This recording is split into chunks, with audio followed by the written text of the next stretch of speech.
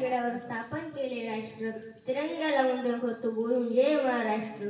अशा थोर पुरुषांविषयी मी तुम्हाला 2 शब्द सांगणार आहे, ते तुम्ही शांत चित्ताने ऐकून घ्यावे ही माझी नम्र विनंती.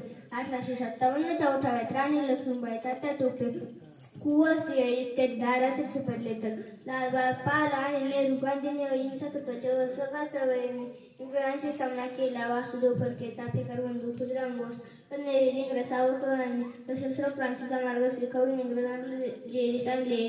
देशासाठी देशभक्त हसत फासावर गेले. आझाद, भगतसिंग, राजगुरू, सुखदेव यांनी वीरमरण पत्करले, तर 1942च्या लढ्यात गांधीजी, मौलाना आझाद, पटेल, नेहरू, जयप्रकाश लोहिया यांनी तुरुंगवास भोगला. शिरीष कुमार, बाबू, गेनू, उषा, मेहता, अरुणा या करेंगे या मरेंगे निर्धाराने अपूर्ण पराक्रम गाजवला. 7 समुद्रापलीकडून व्यापाराच्या निमित्ताने आलेल्या इंग्रजांनी आपल्या भारतात साम्राज्य उभारले व 150 वर्षांच्या गुलामगिरीच्या वरवंटाखाली आपण भरत राहिलो. भारत मातेच्या पायातील गुलामगिरीच्या साखर वीरांनी सर्वस्वाची बलिदान देऊन अपूर्ण तोडल्या, तेव्हा आपला देश 15 ऑगस्ट 1947 साली स्वतंत्र झाला.